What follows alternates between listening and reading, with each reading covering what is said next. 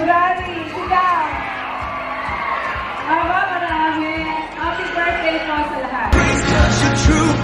Praise 'cause there's nobody greater than you.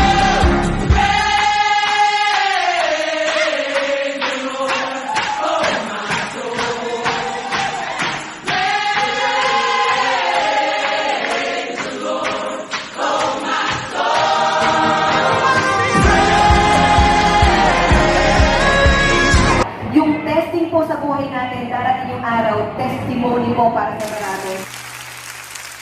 This world to make our own decisions. Isang bagay ang hindi ginawa ng Panginoon sa tao, ang kanyang free will. The freedom to choose, hindi ginawa ng Diyos yun. So lahat po ng tao dito, mga kabataan, teachers, or kahit sino pa man tayo, hindi ko po kayo kilala personal, hindi ko po alam yung laman ng puso at isip nyo. Pag tinanong ko kayo ngayon, kung okay ka lang, sasabihin mo okay lang, di ba? Okay ka lang? Okay ka lang ba? Hindi, di ba? Salamat.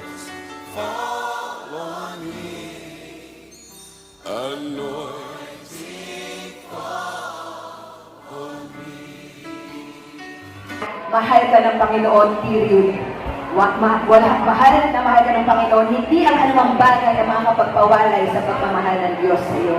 So yun lang po, maraming salamat sa Diyos, ang pinakamataas na papuri at pagsamba.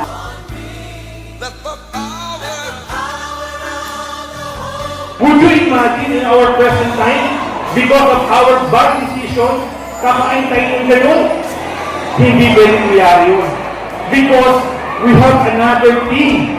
Our Father in heaven is waiting for all of us to realize and come to our senses that we need God, that we need our Father. Life, Lord, every part, and let the power Ayun, yung mga nabanggit natin, impact sa adolescents, kasi pag halimbawa nag-spend sila ng over 3 hours daily sa social media, comparison trap, ito na yung sinasabi. It reduces self-esteem, and in 46% of cases, making teenagers aged 13 to 17 feel worse about their body image. O, 3 oras or mahigit lang nakababad sa social media, sa Facebook.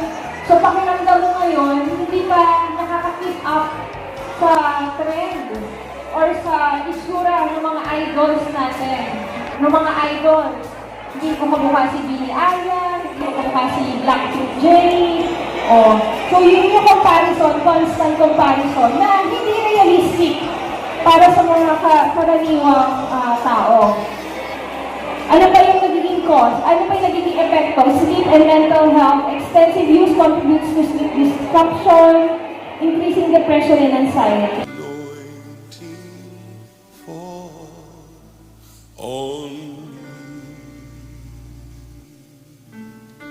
Ang gagawin mo, wala kang malapitan.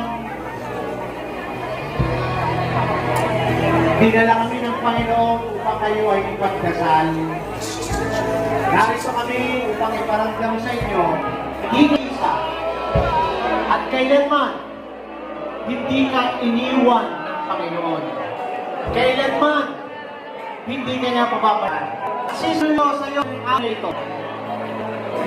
Ang tanging mo may pugunan. Ngayon ang araw ng pagsagot ng Diyos sa iyong mga tanong, sa iyong mga hiling.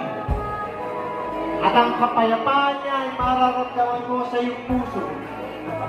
Ang pag-ibig niya ay mararamdaman mo sa iyong buhay. Tayo mga Pilipino ay mahilig magbiro. Tayo mga Pilipino ay palatawa. Mahilig tayo sa kasiyahan. Pero sa loob Diyos na aking buhay. Wala kayong Panginoon. Isulat mo ang aking pangalan sa aklat ng buhay. Wala kayong Panginoon. Pagharian mo ang aking buhay. Mula ngayon, Panginoon, ayusin mo ang aking buhay. Ito po ang aking rangin. Sa pangalan ni Jesus. Amen.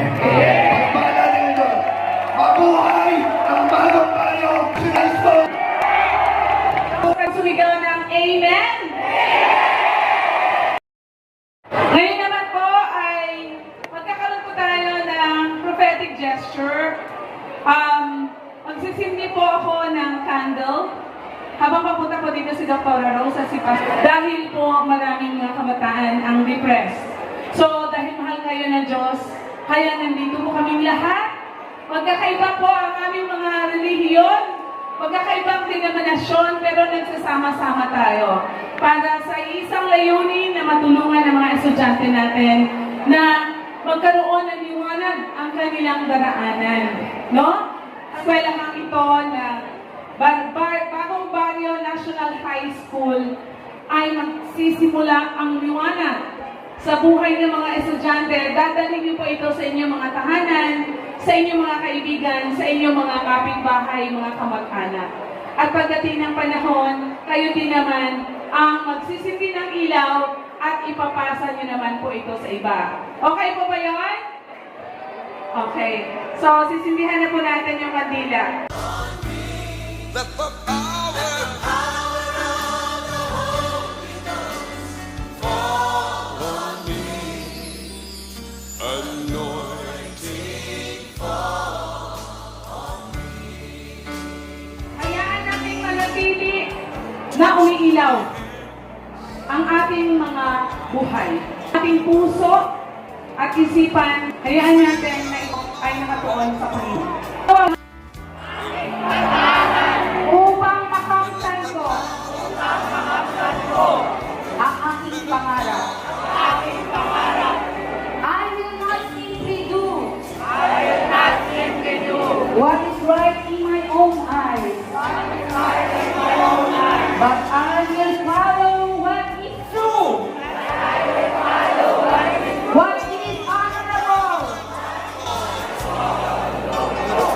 Dahil sa magandang plano Let the power of the Holy Ghost. Like Tondo, Manila, High School, tapos maging Pintong Bukawi, at iba pang lugar.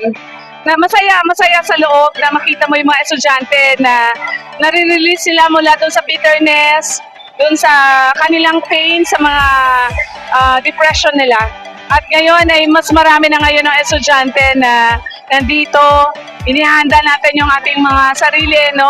Para talagang ang Father's love, yun yung maramdaman nila sa hapong ito. Kaya very much excited ako. Mula 2018, so 2018, nasa 8 years na siya. Naku, napakadami ng gusto nating pasalamatan. Una muna dito, syempre, si Sir Bong Danog, siya yung principal dito sa Caloocan City High School. At maging si Dr. Noel Kibuyen sa Bagong Baryo National High School. Napaka-warm ng welcome nila sa atin. Mga teaching staff nila dito, maging yung mga estudyante, maging yung mga sponsors natin, gusto nating pasalamatan. At syempre, ang mga pillars, Christ Commissions Fellowship International, tapos Christ Builders Ministries Inc. Okay, at syempre, higit sa lahat si God. Ay, gagalugarin natin ang buong bansa, no?